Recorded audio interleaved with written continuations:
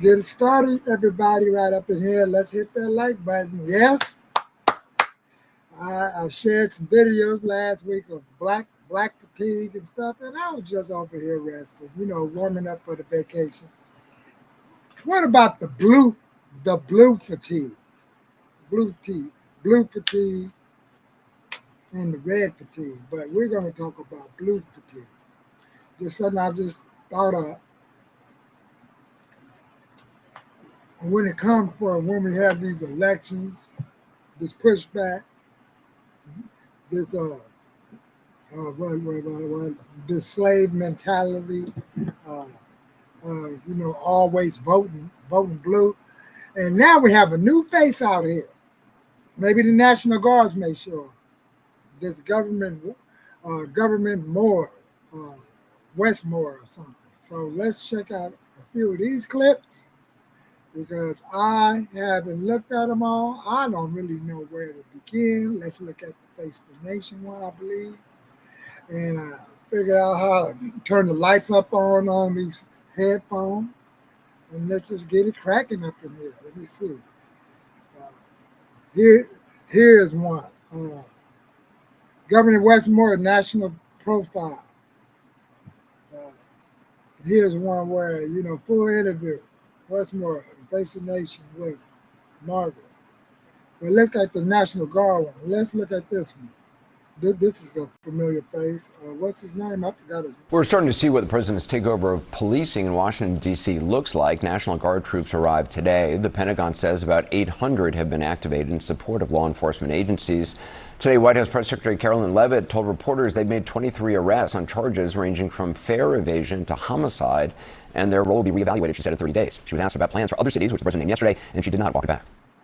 Look, the president is speaking about what he'd like to see take place in other cities around the country. Right now, this administration is focused on making D.C. safe and beautiful again. See, that's what they're focused on, bro. Let's jump right here.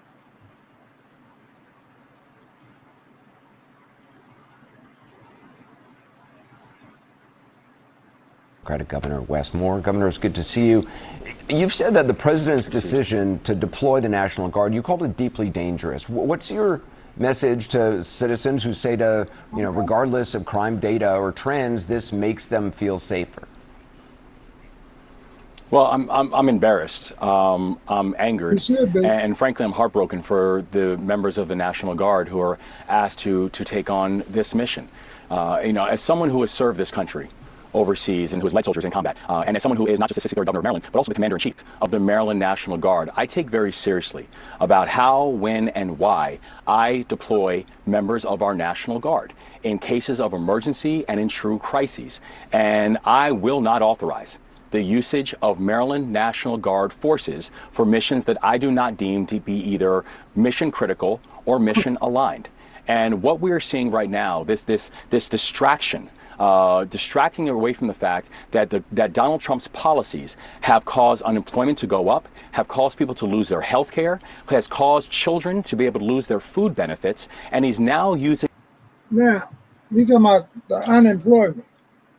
Now, this administration wants you to go back to work. Don't want people that's able-bodied to just sit back over and over, generation after generation, teaching their offsprings, kids, and things that this is the best option to go. Allow the government to take care of you. Don't take no birth control and just have a party, buy junk food. Just do the thing. But they never show the data that's currently in their state of what these conditions have really did to paralyze it to the point to where this crime rate went up. So, feel free to go over there and check out this CNN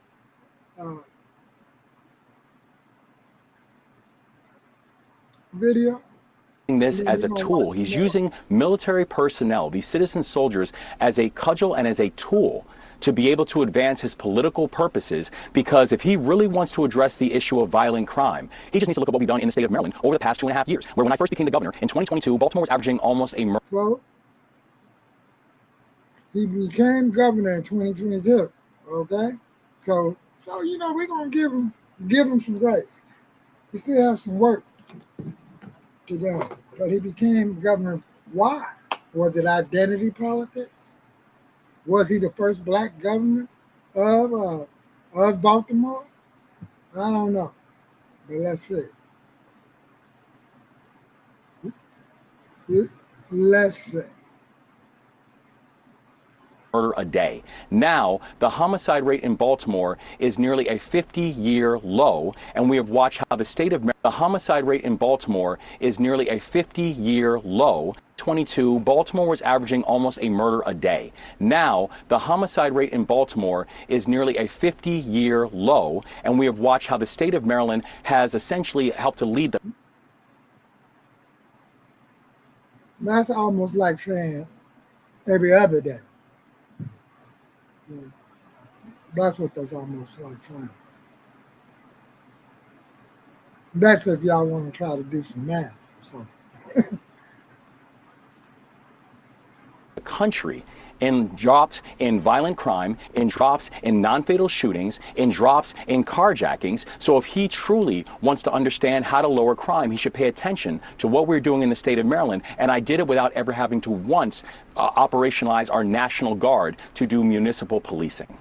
I mean, you said Maryland has reduced its violent crime rate. According to the FBI crime database, Baltimore is still among the top 3 big cities for violent crime, isn't it, along with Memphis and Detroit? Now,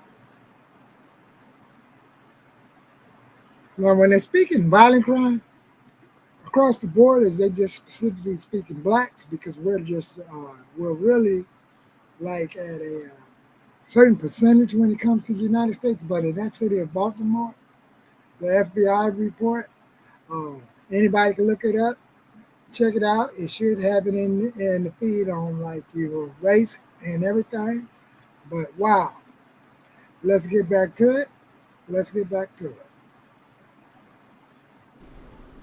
Well, I've been very clear that the number one priority for our administration is making sure that people can feel safe in their neighborhoods and safe in their communities. And if one person does not feel safe in their neighborhood and their community, that is one too many. But it's the reason that we've done things like making historic investments in local law enforcement, making historic investments in predictive analytics and technologies, and making sure that if someone commits a violent crime, particularly with a handgun, I want them in handcuffs in 24 hours. And making sure we're making commitments and partnership with the mayor, with our county executives, with our local community members, and making sure we're stopping the retaliatory nature of violence. And so while we are very encouraged by the numbers that we have seen how the homicide rate in the state of Maryland is down upwards of 20% since I have been the governor, that the homicide rate in Baltimore City is now reaching 50-year lows. I know we still have work to do, but I also know how to use the right tools for the right mission. Now,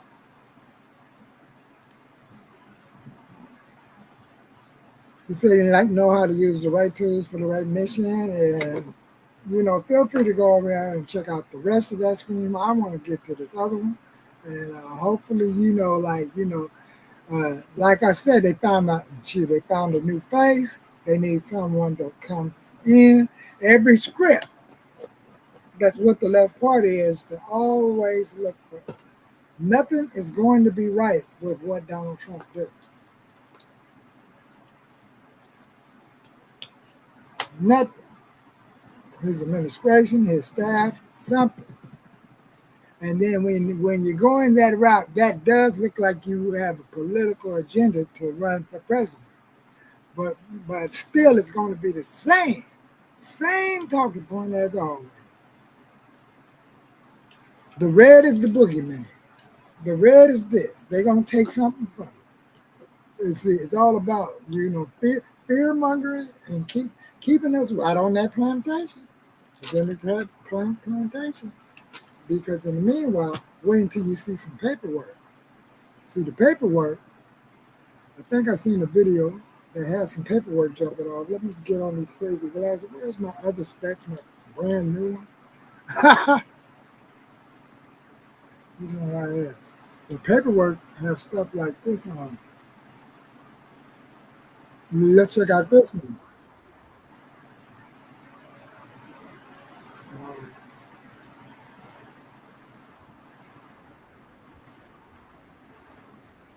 All right.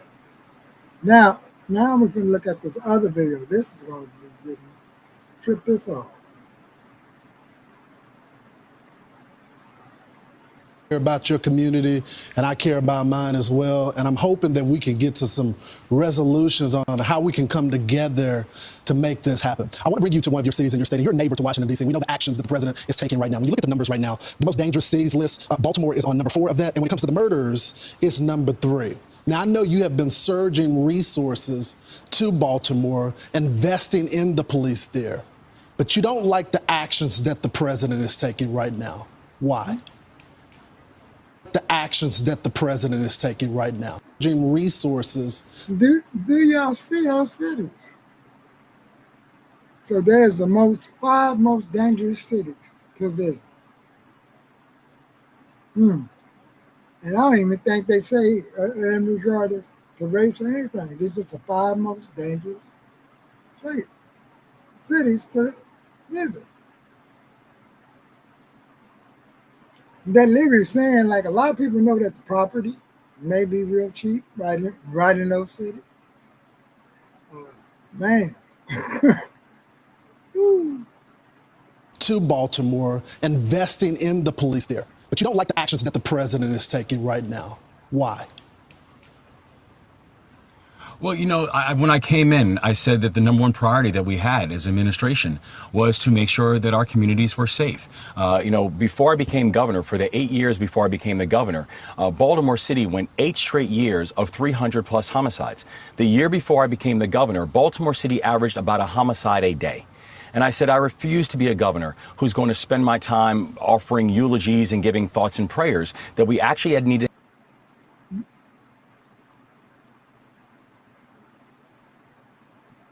Do y'all see that data? Look at it.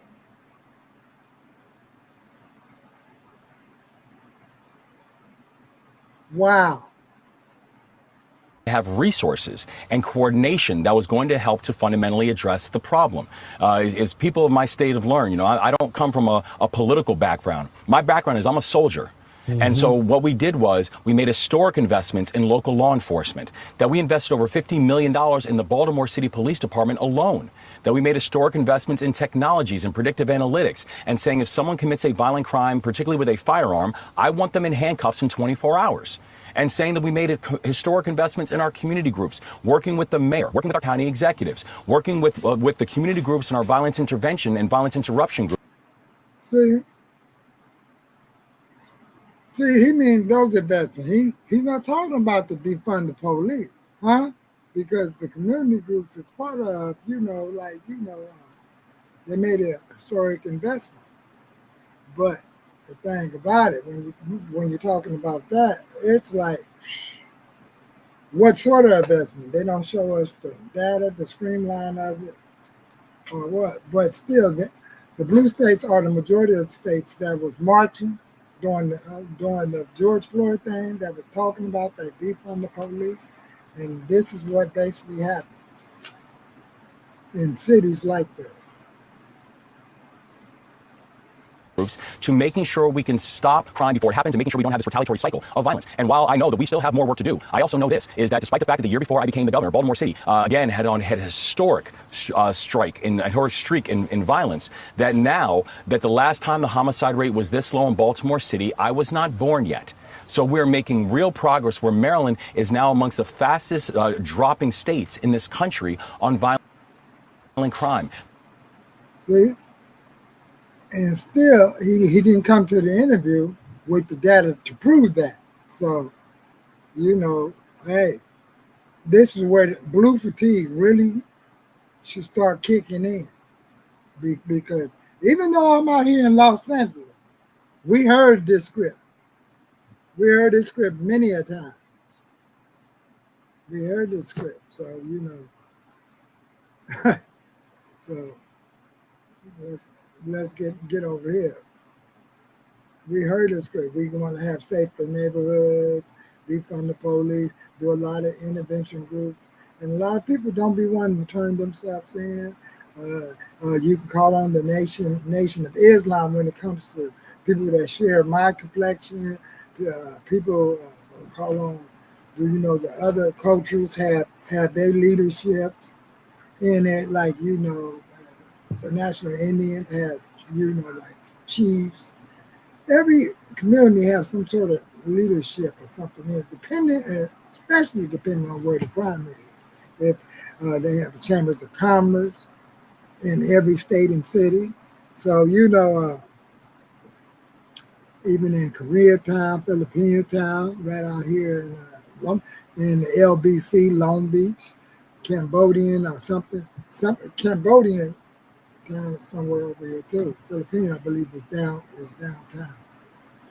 So let's look at another clip of these new faces that's going to start popping up, because what this is looking like they're looking for a leader. It's almost like they're looking for someone to stop Trump from running again, as if those rules are already set in stone.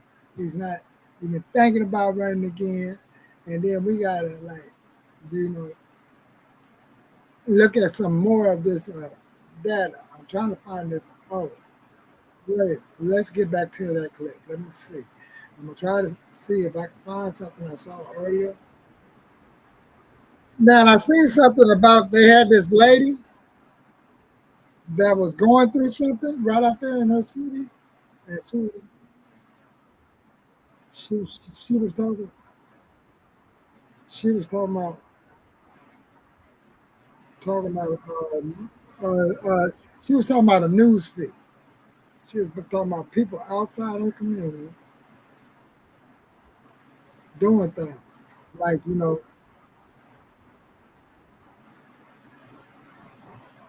selling crack and stuff out of her home and stuff. So this right here is crazy. But let's check out. So now we finna go to this one. This one is a 3-minute one, but I don't know if it got the part where I seen some of the data. That's what I'm looking for. Is it in this one? See, I had a clip I seen that had like data. Where's that data at? Is it this one?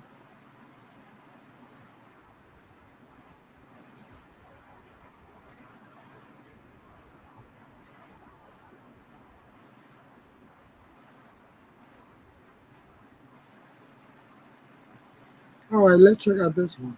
This is something that,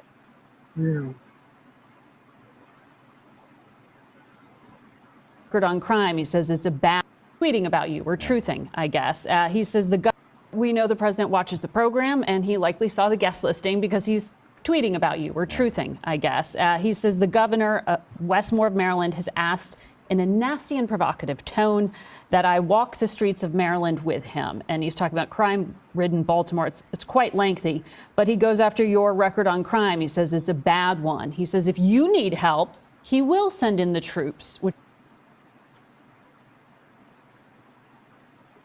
See, because like I said, he did say it in the nasty and weird sort of tone, because that was to send out shock treatment to everyone to let you know, check out me, I got my suit on and I'm ready for this bout, because our girl Jasmine Crockett, she was on the front line. She said all of the hot city girl summer thing and all the bad mouthing, but where's the receipts? Where's the receipts? All these getting this, you can't do this, it's unconstitutional, but can be used constitutionally, like 30 days. Found some. See, Donald Trump found some loopholes where he could exert his authority for like 30 days, 15 days, and let's get back to it. Which is being done in nearby D.C. I mean, when we saw a few weeks ago the deployment on the streets of Los Angeles, the governor of California tried to go to the courts, and he was unable to stop it. Is the reality here is you can't stop the president from sending troops to Baltimore if he wants to. The year before I became the governor, in 2022, Baltimore was averaging almost a homicide a day.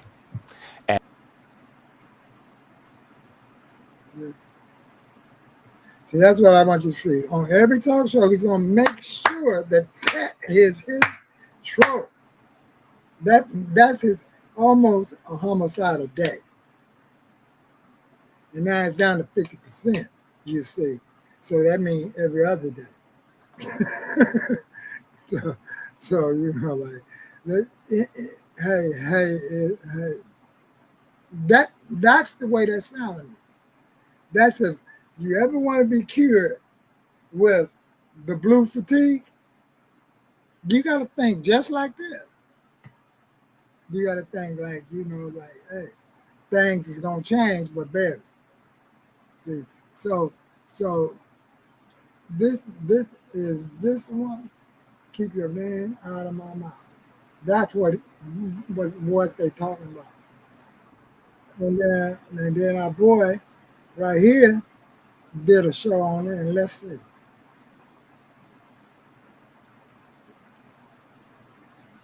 The governor says the state is safe and the city is safe, and people we spoke to here in Cherry Hill say Baltimore is safe. Donald Trump, if you are not willing to walk our communities, keep our name out of your mouth. Really? I'm not even sure that he's willing to walk his communities. That's the whole idea behind having to bring in people to make the city safe, because you, the governor, and also the mayor and everybody else that's involved in politics that voted y'all in based off of identity politics haven't been able to keep the place safe up to this point. Everybody know. I've been trying to get to Baltimore forever. I fly in Washington, D.C., and I realized, it's just a quick hop, skip, and a jump over there to Baltimore, and every single person that either lived there or police officers or whoever it is doing security, often at times, what do they tell me? No, that's a no-go zone. They say that 90+% of Baltimore, which I don't know, but that's the reputation, and I'm pretty sure that Trump knows better than me, is a no-go zone. See? Where you see, he won't even walk the streets of Baltimore. Huh? Shoo, unless he's looking like he's like fully surrounded. So he's gonna have officers or something, like, you know, like, is he doing any man? So go over there and check out the Anton Daniels show. Then you get the rest of the script. He brings up some hell of a points, and I'm gonna jump ahead in this video, and we're gonna go right here to like an interview. And let's see what this is doing.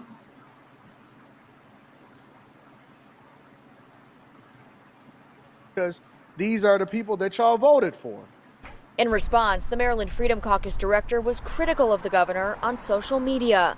The caucus issued a follow-up statement saying the governor, in his best Will Smith impression, told the president 3 separate times to keep Baltimore's name out of his mouth while inviting him to the same city. The state Democratic Party called the social media post disgusting and said the caucus director resorted to racist name-calling of America's only sitting black governor. Meanwhile, community organizations like We Are Us are boots on the ground working in... Yeah, we don't want to hear all of that no more. I just want to see a completely different narrative in our communities. And when I say our communities, I mean, y'all Let's came into these guns has been taken to want to give the president credit. I don't. So, you know, I'm just trying to move over here and let's see what this mayor had to say. This is the part I want to see. Let's take an inside look at this mayor. I've seen him on the other show, but let's look at what the mayor is going to say. Now, this is, I haven't heard, this may be real interesting. So check it out. Fair use. Thank you, Anton. Boy. Now, 2 things that were not mentioned here: National Guard and additional funding for Baltimore police. Why is that? Well, listen, first and foremost, we know that the National Guard is not the way. Now, that's not what those soldiers signed up to do. And we've proven here in Baltimore, as they did in D.C. and cities around the country. The soldiers signed up for whatever it is, the commander-in-chief dictated that they need to do. That's what they signed up for. That we can have historic reductions of gun violence without the military, and we don't need that. But we have done this in part with our relationships with our local FBI, DEA, and ATF counterparts. And what we would allowing those folks to have more agents, Rick, would be allowing them to work alongside DPD, and that's why allowing them to help you to make your city and your community safer, who has a decade's track record of not being that. Okay, cool. Additional resources of BPD, because this is a partnership. They are in partnership working each and every day with us. When I announced the expansion of the group violence reduction strategy last month, they were standing right there with us and allowing them to have more agents dedicated to going after gun trafficking and allowing them to have more agents. Hey, I want to bag up.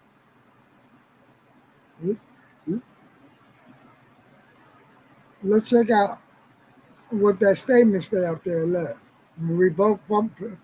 reinstatement of revoked federal grants, support and intervention work, ghost guns and Glock switches. Wow. Repeal the Twarts Amendment.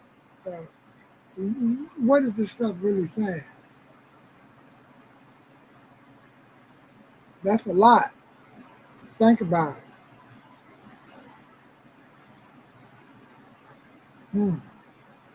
The expansion of the group violence reduction strategy last month, they were standing right there with us and allowing them to have more agents dedicated to going after gun traffickers, going after those bringing drugs into our community, going after those who are actually harming people, building cases, removing those organizations alongside the women and men of BPD. It's a part of what we've done to make the city a safer place. And whether the president comes to Baltimore or not, we want to see those resources, and we also want to see those public safety grants that they cut reinstated. We want to see him say, like many mayors have said, that there needs to be an outright ban on ghost guns and these Glock switches that are terrorizing communities across the country. That's something So his solution is basically to have them give them more money and resources that they can't even or haven't even been able to manage up to this point. That's their solution. Their solution is to beg Trump for money, but don't necessarily let him determine what happens in order to help make the city safer. Why are we so allergic to actually fully stopping crime in these communities? Listen, and again, I'm gonna say it again. Well, I like the way he said, "Why is we so allergic?" So feel free, y'all, go over there and check out the rest of this clip, the full clip, and hey, I'm gonna leave it right here, and man, this was something to take in. Hopefully, I can find the one with the receipts on it in a minute. I'm out.